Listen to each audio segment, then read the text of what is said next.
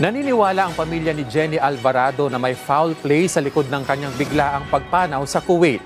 Nais din ng pamilya na may mapanagot sa nangyaring kapabayaan, kagaya o kaya maling bangkay ang naibigay sa kanila.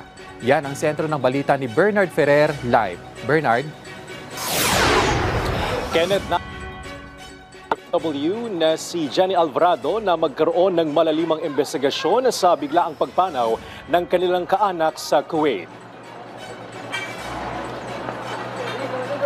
Ayon sa death certificate ni Jenny, cold suffocation ang sanhi ng pagpanaw nito.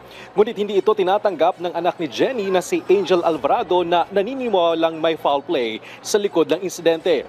Ayon kay Angel, ang kanyang ina ay kinukulong tuwing umaalis ang amo nito na nagpapalakas ng kanilang hinala na may hindi tamang nangyari sa kanyang ina.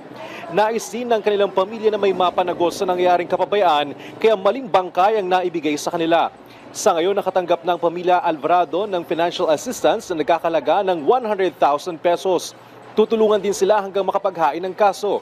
Pinagkalooban naman ng scholarship ng Overseas Filipino Workers Administration o OWA ang tatlong anak ni Jenny.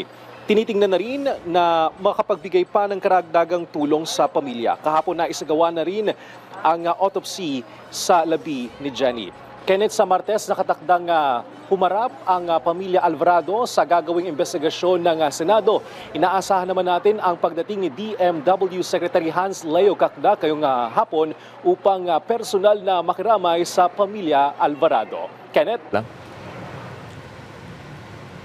Maraming salamat, Bernard Ferrer.